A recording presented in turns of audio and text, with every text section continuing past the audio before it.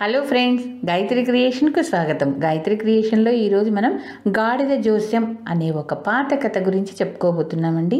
ఈ కథకు చక్కని చిత్రాలు వేసింది శంకర్ గారు. సువర్ణ నది తీరాన ఒక గ్రామంలో ఒక జ్యోతిష్కుడు ఉండేవాడు. ఆయన పంచాంగాలు గుణించటంలో ఆ చుట్టుపక్కల మిగిలిన సిద్ధాంతుల కన్నా చాలా గొప్పవాడని పేరు వచ్చింది. తరువాత జాతకాలు రాయటంలో అంతటి వాడు లేడని అందరూ అనసాగారు. సిద్ధాంతి గారి ఖ్యాతి క్రమంగా రాజధానికి పాకింది.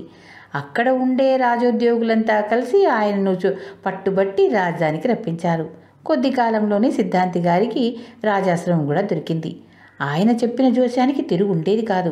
క్రమంగా సిద్ధాంతి గారు అధికారుల అనుగ్రహము, బోలెడంత డబ్బు సంపాదించుకొని నదీ తీరాన ఉన్న స్వగ్రామంలో అనేక వందల ఎకరాల భూమికి హక్కుదారైనాడు. పంటలు వచ్చే తరుణంలో మాత్రం సిద్ధాంతి గారు స్వగ్రామం వెళ్ళి చేలు కోయించి, కుప్పలు వేయించి, నూర్పిళ్ళు వేయించి, ధాన్యం కొట్లో వేయించి దాని అమ్మకానికి ఏర్పాట్లు పూర్తి చేసుకుని రాజధానికి తిరిగిపోతూ ఉండేవాడు.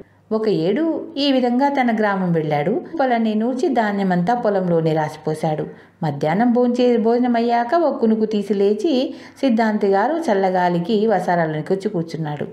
ఆ సమయానికి ఊరి రజకుడు ఉతికిన బట్టలు గాడిద పైన వేసుకుని ఇంటికి పోతూ సిద్ధాంతి గారిని చూసి ఆగి, "ఏం బాబు, ధాన్యమంతా పొలంలోనే ఉన్నట్లుంది, త్వరగా ఇల్లు చేర్పించండి, ఇంకా చూస్తారేం?" అన్నాడు.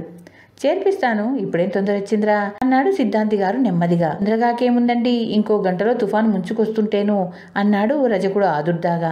సిద్ధాంతి గారు నవ్వి, "నీ జోస్యం అఘోరించినట్లే ఉంది. ఈ కార్తెలో వానలే ఉండవు కదా, తుఫాన్ రావటం ఏమిటి? అదీగాక ఆకాశం చూడు ఎంత నిర్మలంగా ఉందో, ఎక్కడా ఒక మబ్బు తునుక కూడా లేదు. మందమారుతం వీస్తూ ఉంది. అయినా తెలిసి తెలియని విషయాలు పెద్దలతో ఎన్నడూ చెప్పకు" అన్నాడు. "మీ మంచి కోరే చెబుతున్నాను. కార్తెల సంగతి నేను ఎరుగను, కానీ ఇంకో 2 గడియల్లో తుఫాన్ రావటం మటుకు అక్షరాల నిజం.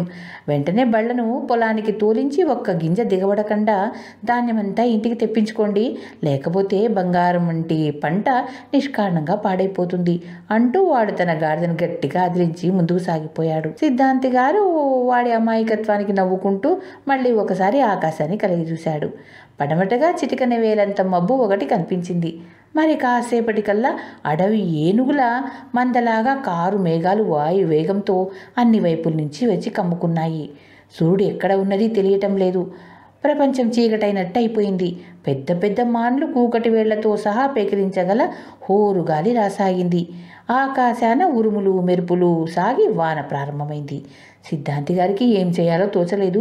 రజకుడు చెప్పినప్పుడే ధాన్యం చేరవేసుకుని ఉంటే నష్టం ఉండేది కాదు. కానీ పంచాంగం ప్రకారం ఈ సమయంలో వానలు పడడానికి వీల్లేదు కదా.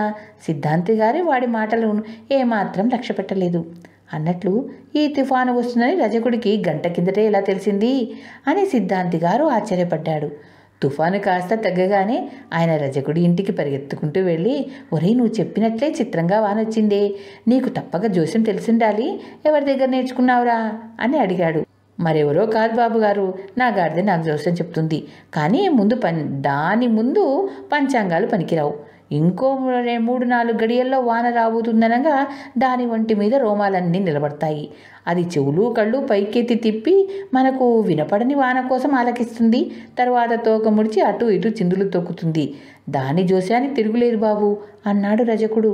సిద్ధాంతి వెళ్ళిపోతూ, "ఒరే, నీ పుణ్యం ఉంటుంది, ఇవాళ మన మధ్య జరిగిన సంగతి ఎవరి చెప్పకు, నా పరువు కాస్త పోతుంది" అని రజకుడిని బతిమాలుకున్నాడు. ఈ సంగతి కొన్నాళ్లకు అందరికీ తెలిసిపోయింది. సిద్ధాంతి గారి దగ్గర జరగబోయే విషయాలు తెలుసుకునేందుకు వచ్చేవారు క్రమంగా తగ్గిపోయారు.